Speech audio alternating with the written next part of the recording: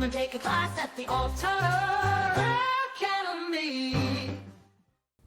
Hello, everybody, and welcome to another great episode of Alter Academy, where we have another special guest, your 2025 Disney Lorcana World Champion. He needs no introduction, but I'm giving one anyway. DKP, everybody. How are we doing today, buddy? Yo, what's up, guys? Yeah, I'm happy to be here again in the Alta Academy, and yeah, let's have fun today. I'm feeling great. I hope you're also feeling great. Oh yeah. We get to talk about Lorcana with the World Champion. I am on cloud 9 right now, and we get to talk about one Nice. of your favorite decks in recent memories. This Blurple List here. Yeah. Enjoy playing Blurple mainly because it's one of the decks that kind of resemble like the Ruby Sapphire on Hmm. good old times, right? Having ramp, some cycling cards, like draw cards or like develop your brain and such. Yeah, so that's why I really enjoy it. Um, has a really nice game plan too, and yeah, a really solid deck. Oh yeah, and what are the kind of big cards that you've been enjoying this set? I see you've got a couple Cheshire Cats, some Demonas, some Hades, and then one of my favorites is the Junior Woodchuck Guidebook cards. How have those been impacting the format and adjusting your game plan? All right, and so this Blurple list has changed a little bit since the prior set, with new inclusions like Cheshire Cat, Hades, and Demona, and then my personal favorite, the Junior Woodchuck Guidebook. How have these kind of changed the game plan a little bit and impacted how the matchup spreads go? Yeah, so before Blurple was a deck that did like I would say 40% blue stuff and 60% purple stuff. Blue stuff I mean like ramping, Hmm. and then yeah, doing develop vision also to find like something like second star, which is a purple card, but um, can be also utilized like blue card. And then also do like really solid purple stuff like Genie, Elsa, Dumbo plays, like all the evasive draw power, and then also having something like Elephant as a really, really solid body against decks like Purple Steel. But now we got a bunch of new cards, all the, I think, four in the number, right? As you mentioned, Cat, Hades, Demona, and Guidebook. The Guidebook is, in my opinion, just a solid draw engine. It's Hmm. similar to Vision. So how I saw it's like, of course, it's similar, more similar to like Finance Keepers, but you are Yeah. drawing one card less. But in this case, you are only paying 3 ink to do something, and then you still have like most of the time 4 ink left, so you can still do something. While at 7 ink with like Finance Keepers, you weren't able to do anything afterwards. So the book is much more flexible. Also, you can deploy it like with 2 floating ink, Yeah, like nice you have 2 ink prepay, left, which are and always a just cool play. concept. Yeah, exactly right. And especially against some decks like green blue, you can just wait with the draw, Yeah. give them, they do the Clarabelle, your welcome stuff. Even if they do it on book, I mean, you get the two draw, right? Um, it is really, really good for that. And then we have like more purple stuff now. So, meaning Hades and Demona, which are both just really strong tempo tools, resource uh, advantage. Like Demona usually draws you 2 to 3 cards, Yep. usually two. Three is quite rare, but usually two at least can stone activate the stone by day effects from your opponents. So you can use basically their Lexingtons, their Demonas, and such. Then Hades is usually good in almost every position, like when you're slightly ahead, when there's a parity, like both are equal. When you're slightly behind, Hades is good. The only moment where Hades is really bad is when you're like behind. But I mean, there's almost no Yeah. card that can get you back there, so it's fine. And then we got the cat, which is just a more proactive bell, which Hmm. really bothered me in set 9. I almost cut it bell down to 3, just because sometimes you just cannot do anything. Like you usually cannot play bell on turn 4 with 5 ink because nobody's like giving you a value trade, giving you the Yeah. bell value because they know bell is in your deck. Why should we give you the value by questing out or yeah, trading or singing, whatever, when we know, okay, one hit plus bell wipes our entire board. So they're not going to do that. But cat is something that you can just play out on 5 ink if you want to, or like any point, just as a proactive play, just to have him sit there. And then if you're playing a matchup like the mirror match, you can also start boosting a little bit. So if your opponent wants to use Into the Unknown or Hades on the cat, which sometimes you kind of have to because it's getting really annoying, then you just gain a lot of ink because the boosted cards, the cards that you put under the cat, will also go into the ink. And you can also combine it with, like, let's say, Hypnotic Strength on Iago, play cat, Book, play the cat, Sail, play the cat. Like, there's so many combinations you can do with the cat. And there's also a neat thing with the cat, and that's when you're missing ramp, usually you couldn't do anything before set 9. But now you can just go a normal purple curve where you just go like one drop, like for 2, you either play like Hypnotic Strength on a Royal Guard, no Palace Guard, like Illusion, or play out the book, and turn 3, play out the cat, turn 4, play out your 4 drops. Like, you can Yeah. just curve out naturally, and sometimes it's enough, right? If you saw some footage of me playing the CCQ, I also, against Embassy, I did one drop, one drop, one drop, cat. Um, or at least I had it and then I drew into the ramp. But still, like, if I didn't join to the ramp, I would have gone like triple one jump to cat, which is like super wide board, right? Right. Yeah, so the cat gives you like much more early game pressure, like much more proactive plays too. The Hades Demona gives you a little bit more mid range and kind of a top end. Demona sometimes acts like bot wipe, so that's kind of cool. And yeah, the rest of the deck is still like almost the same as set 9. Oh yeah. It's just a new 4 cards that kind of makes this deck more into a more purple deck than blue now. Like, the only blue thing you are doing really is like ramping and Hades Ramping and now. Hades. Um, yeah, Bef- so since the ramping is not really something special, basically it's only Hades, and yeah. then you only do other stuff. Before we get into the altars, I would like to just touch on the omission of Elephant. How has that kind of impacted? Do you miss him at all? Do you wish he was there sometimes? Would you like to have a bounce for the Cheshire Cat at points? Or how has that impacted you?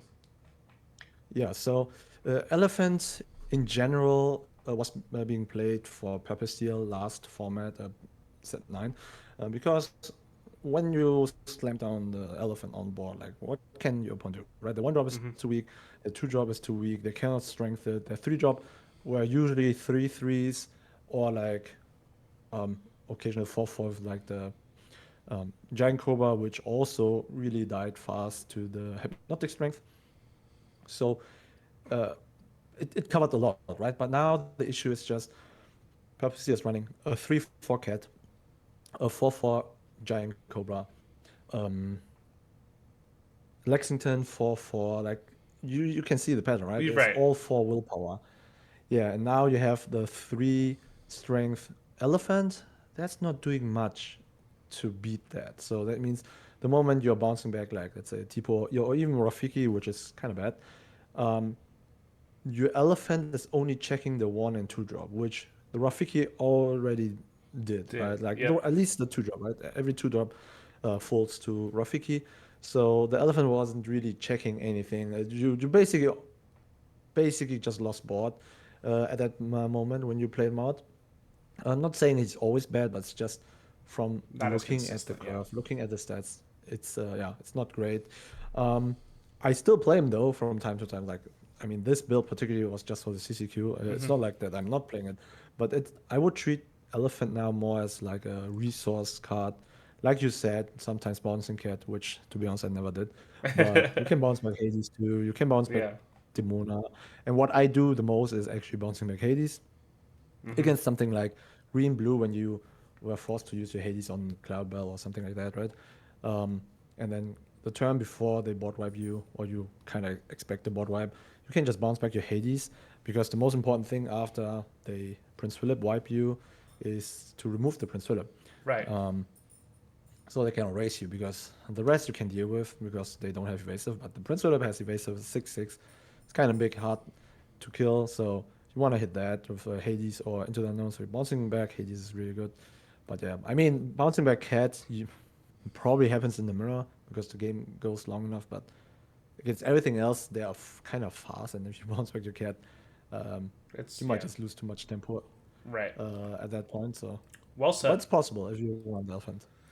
All right. Well, I think that about does it for the deck. So thank you for the little background there, or a lot of background, I should say. So without further ado, let's get into some alters here at Alter Academy, and let's start as we always do with blind on the play. So even that I like you usually mulligan quite similar in RAM decks, right? Right. Where you always want the ramp, you want like a turn one play ramp, a turn three play, which is usually a four drop, but now with Cat you have like more four drops basically, or more turn three plays, and then afterwards, usually in Elsa. So what we are looking for is ramp. We have ramp. Elsa, we have Elsa on the play. Like Elsa on the play, I think is even that important that you might consider even always keeping her, even if you don't have ramp. But that's like on you. If it fails, Yeah. don't call me. But yeah, so in this hand here, I really like keeping develop. If you day play develop, it's not a mandatory card. I just still run it in this deck. But if you have in deck, we already have the Elsa, we have the Sail, and develop is really nice here because you can play at turn one. You can also play at turn two because we have Sail, right? Right. So it is like a really non-committal play to develop in turn one because let's say you are facing the mirror match and you played out your Rafiki, like any one drop that is not Basil is really bad because it's not doing anything in the evasive war. So then you're basically went minus one, and that's not good. And develop is like helping you to smooth out the curve, pick what you need. Sometimes you see like two bad cards on the top. That's also really good, right? Meaning you are two cards deep into your deck now, skipping these bad cards. Sometimes you also see double unning on the top. That also helps you tremendously because then you got rid of one of those unnings off the top. So yeah, I would only keep the Sail, develop, and Elsa here blind. Got it. All right, and let's see how we do here. We do get a nice four drop there, so curve looking pretty good. Yeah.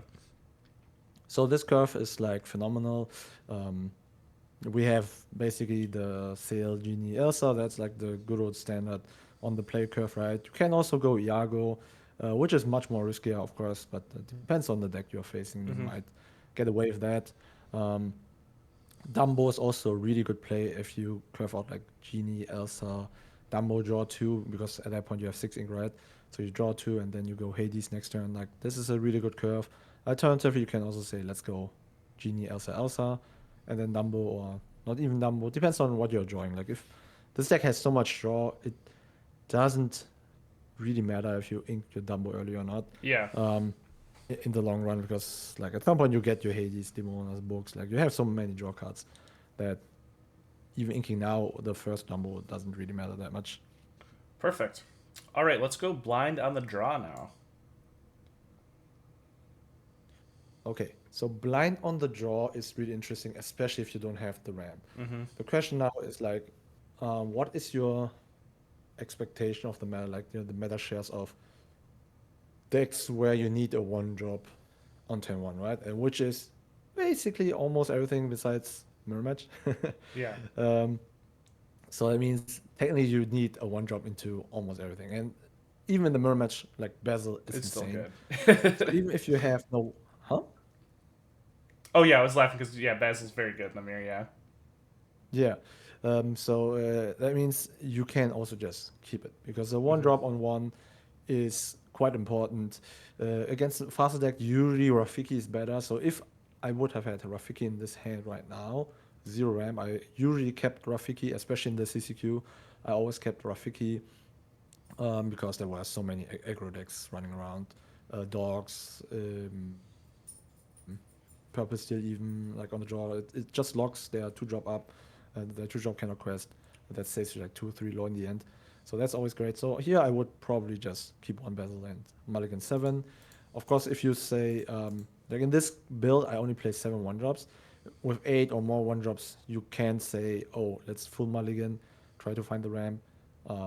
that's also fine. But in this build, particularly, I only play 7 1-drops, so I think keeping 1 is really good on the draw blind.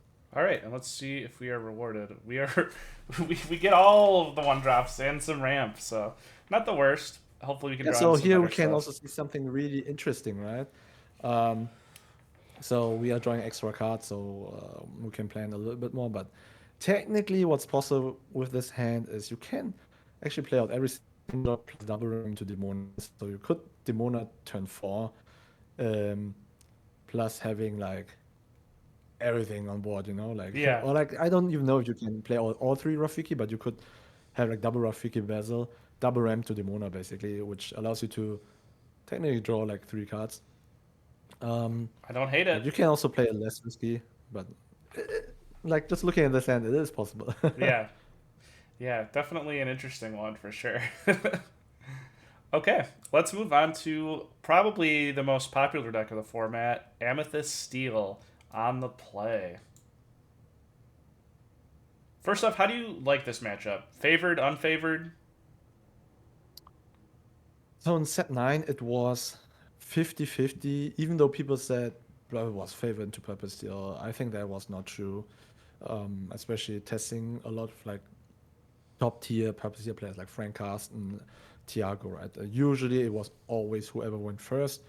Um, like I never had even a streak of winning twice on the draw against them. Like it was always whoever went first in set 9. So if I faced like player in Milwaukee or such, I just had to hope that they don't draw as good or like misplay here and there to give me an edge. And now in set 10, I think it even got like it even is it's even more play draw dependent. Um, the when Blurple goes first and just has any normal curve, it's so hard for Purposely just to try to make a comeback.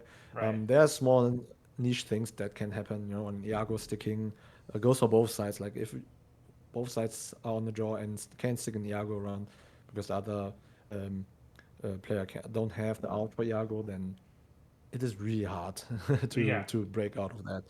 Um, and else, there are lines you can have against Purple Steel that I will mention, of course, in my guide, where we can beat them. And these are also lines that I use at the CCQ. I didn't really realize them before. I just like found them out while playing, that they were kind of good. But so something like Iago can help there on the draw and pray that he sticks. Spamming a little bit more 1-drops and Cat helps, and then using Demona usually earlier than your opponent also helps a lot, because like if you ever play like the purple mirrors, quite often it comes to a parity where nobody does something right, and then whoever throws Demona in first quite often wins. And the cool thing about Blurple is Blurple can always summon Demona first Yeah. against a non-blue Blurple mirror, right? So that means we are always doing turn 5 Demona, and while they can only doing turn 6 Demona, so we can always Demona first. So that's That's huge. like a good thing, to note there. And this hand here in particular, I mean, we have to full mulligan.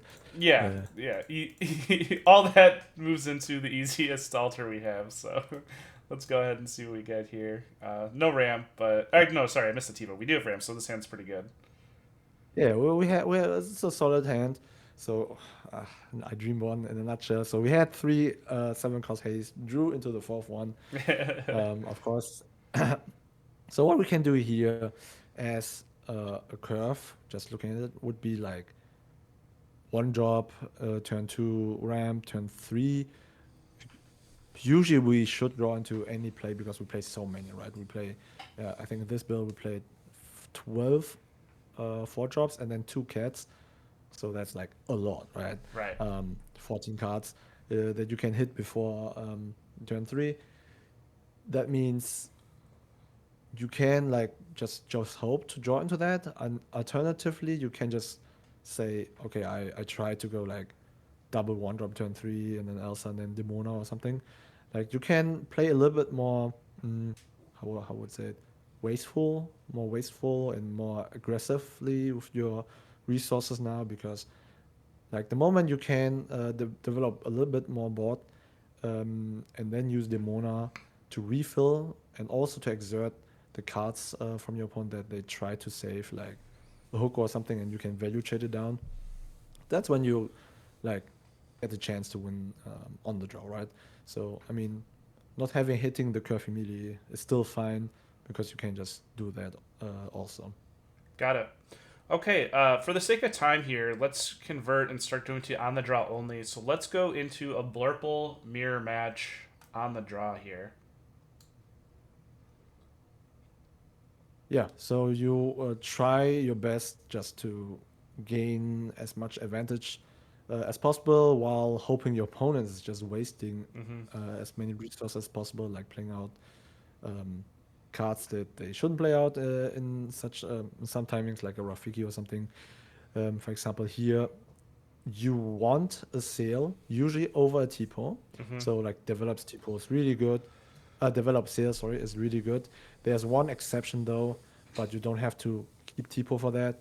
Is if they start Basil, you kind of need a Tipo on board, even though it costs you an entire card in your hand. Yeah. Just so you can finish off the Tipo. Because if you don't have one drop out, what can happen is you they go Basil, let's say Genie Elsa, right? And now you go like Tipo, a sail into Genie, or like sail into a turn three play. They use Elsa, get rid of it. Now you play out a turn four play. The issue now is the Basil is still sticking around, so they Right. will get another trigger of Basil, and that accumulates so much more like advantage over time. Because the second time they hit, that's already 4 extra damage, right? And then they survive again. That's like 6 damage out of nowhere. Like they dealt 6 damage for free on you, or like 4 extra damage on you, and that is huge. And there's more tempo than the extra card in hand is worth. So technically, you can also say, let's keep develop, sale, and Tipo, just to be flexible and to be safe. Perfect.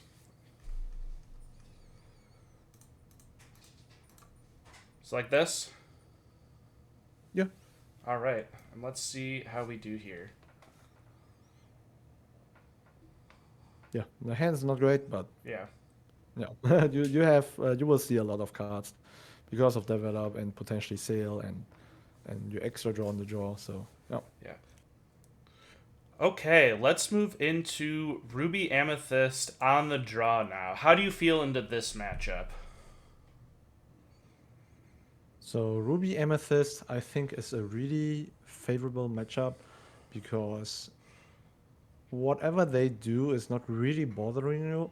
They don't have like the huge tempo tool like um, Purple Steel, Amethyst Steel, Yeah. the strength of the Raging Fire to just put you behind the board, where they are always ahead, right? The only thing they can do is the Headless Horseman on Eugenie, but since Eugenie is dropping on turn 3, especially on the play, it's so far away until it just gets banished. In the meanwhile, you drew a card, you quest maybe once or twice, and maybe, or you quest it once and trade it once.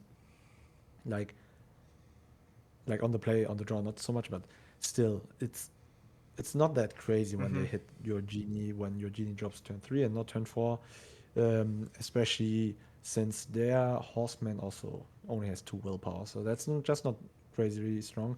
What they can definitely do is they can use their 2-drop Diablo and Sisu or whatever.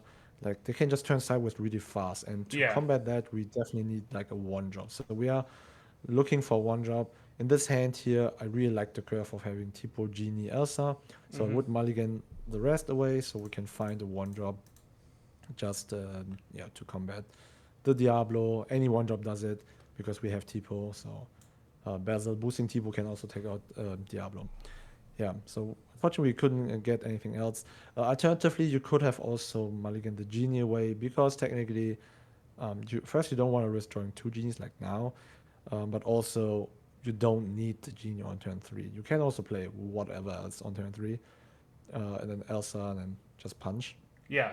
It doesn't need to be the Genie. So in that case, technically you could also mulligan the Genie away, because anything goes. Dumbo, Genie, Iago, whatever. Even Cat. So yeah. Perfect. Okay. Let's go into Emerald Sapphire on the draw now. Emerald Sapphire, yeah. Against this deck, we just want to go wide, ramp a lot. So optimally, you want like 2 ramp cards. In this case, we have 2 already, or 3 rather. You want to empty your hand, right? You don't want to empty your hand like crazily though. Like in you could go tipo sale, right? But then your hand is like, I think 1 card or 0 even. But you do And have that's not Demona. good. Yeah, of course, if you can keep her, but still, it's not great to Right. go that low. I would always, especially if you also intend to play 1-drops, right? So Yeah. I would always keep the Tipo and Sail here and mulligan the rest. Technically, you can say let's go for the book too, but since we are playing 4 books and we are still trying to find 1-drops, you can mulligan away. You can also say I want to keep Demona because you try to go like warm the board, double ramp to Demona. Also possible, but I try to find the 1-drops first before I try something Yeah. else in this case. And yeah, unfortunately, we didn't get any. Crazy. Dreamborn is crazy, man. Yeah. We're actually going to be switching off Dreamborn here in the next couple episodes as I kind of play around with that new tool that gives a little bit more stats. So we'll see how that works out. So look forward to that coming Okay, up. cool. But let's go into our last one of the day, Emerald Amber Dogs on the draw. Ooh, okay. There we would definitely want as many 1-drops as possible. So your game plan is like having 1-drops to combat the board. At some point, also into the unknown. You don't really want it early, so you have to mulligan it away. Yeah, and do you Um, think this matchup's favorable or unfavorable? No, it's super unfavorable. But I managed to beat a lot of them at the CCQ, so that was crazy. It's super unfavorable, but I mean there are hands where they just lose because they just draw too slow, and you have hands where you can just combat the aggression really early. Yeah. So it's fine. Like here, you should probably only keep either Tipo or Seal. I kind of like both because just in case I join to double 1-drop, I can still decide to go 1-drop Seal 1-drop, which is just better than 1-drop Tipo. Yeah. Mm, and like economy wise, doing 1-drop into Tipo or 1-drop Seal 1-drop, it's the same, but Seal is better because you can see 1 more card.